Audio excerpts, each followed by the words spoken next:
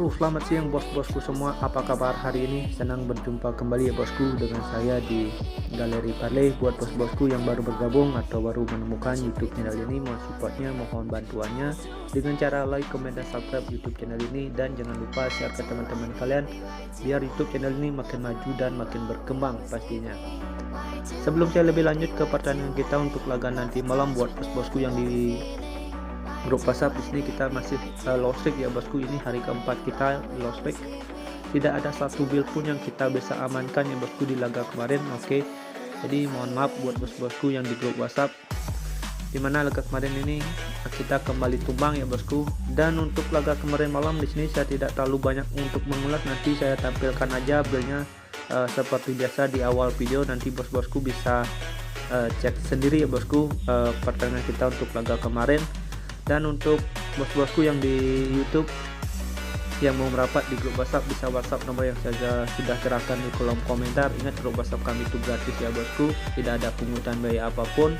Oke, di sini saya akan lanjut aja, bakalan bahas laga kita yang nanti malam ya bosku. Di sini saya sudah siapkan, ini ada 5 pertandingan yang nanti saya akan bahas, dan di sini saya akan awali laga yang pertama ini dari Liga Belgia, di laga Belgia berhadapan dengan Belanda untuk laga nanti malam. Jadi kalau kita lihat ya bosku dari laga head to head, mana di 5 laga terakhir laga head to head dua klub ini ya bosku, kita bisa lihat sendiri di sini Belgia mampu mengantongi 2 kali kemenangan ya bosku, itu di tahun 2004 dan 2012.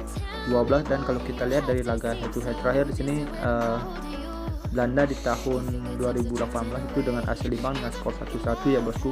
Tapi kalau kita lihat ya bosku, performa dua timnas ini ya bosku, atau dua negara ini, di sini saya lebih menjagokan Belgia ya bosku. Kalau kita lihat juga dari line up-nya Belgia ini cukup bagus ya bosku untuk laga nanti malam kalau kita bandingkan dengan Belanda untuk laga nanti malam.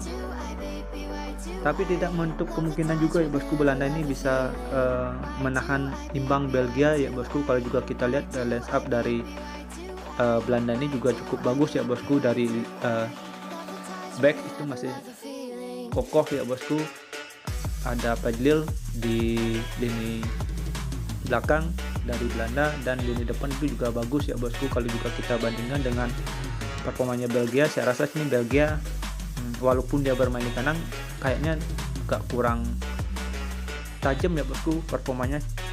Jadi kalau kita lihat ya bosku untuk laga nanti malam, saya rasa sini Belanda ini bisa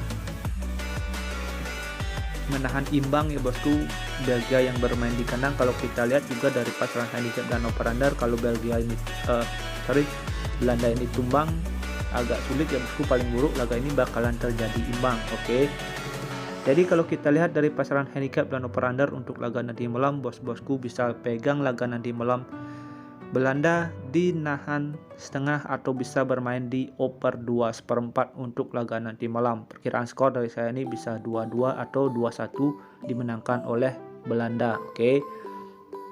Next kita lanjut ke laga kita yang kedua. Di sini saya ada di laga timnas Kroasia berhadapan dengan Austria untuk laga nanti malam.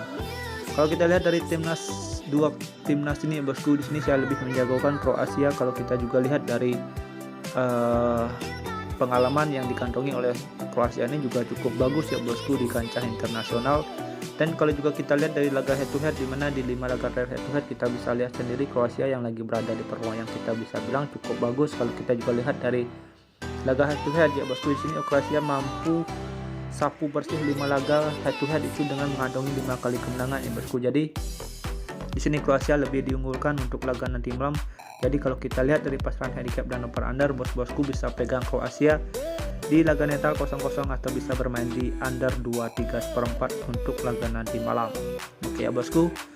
Next di sini kita lanjut ke laga kita yang ketiga. Di sini saya ada di laga Prancis berhadapan dengan Denmark untuk laga nanti malam bosku. Kalau kita lihat memang dari segi line up sini Prancis lebih diunggulkan, apalagi dia punya striker yang bagus ya bosku di lini depan Prancis. Kalau juga kita lihat juga performanya Denmark di sini agak meredup ya bosku di tahun sekarang. Jadi kalau kita lihat juga dari segi pengalaman atau segi pemain yang dimiliki masing-masing dua timnas ini, di sini Prancis jauh lebih diunggulkan ya bosku, dilihat dari kualitas ataupun jam tayang yang dimiliki oleh masing-masing timnas ini ya bosku, atau pemain yang dimiliki.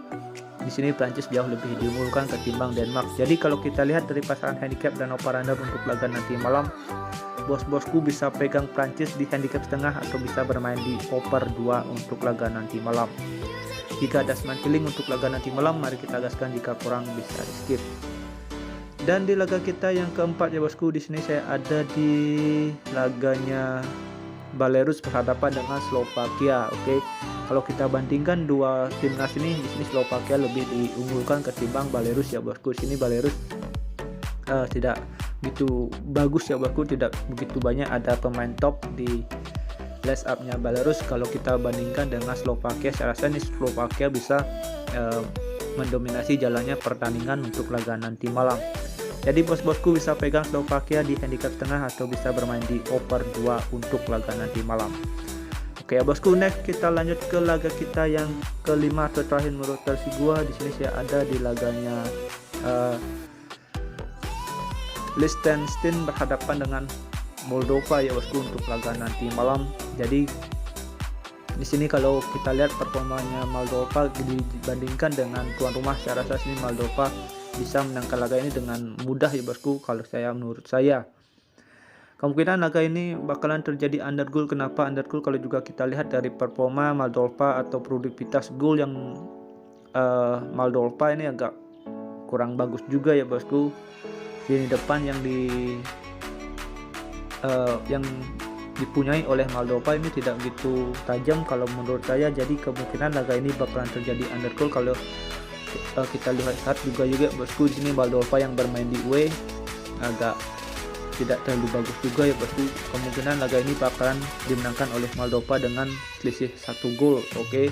Jadi bos-bosku bisa pegang laga nanti malam ini Moldova di handicap setengah atau bisa bermain di under 2,5 untuk laga nanti malam. Oke ya bosku, sekian prediksi yang saya sudah berikan untuk laga nanti malam ini. Sudah ada 5 pertandingan yang saya bahas dan kita bakalan bahas ke build parlay kita ya bosku. Di build parlay pertama bosku bisa pakai Belanda di nahan 2,5, Kroasia di laga netral 0-0, Prancis di handicap setengah, Slovakia di handicap setengah, dan Moldova di handicap setengah. Oke. Dan untuk build parlay kedua bos-bosku bisa pakai Belanda di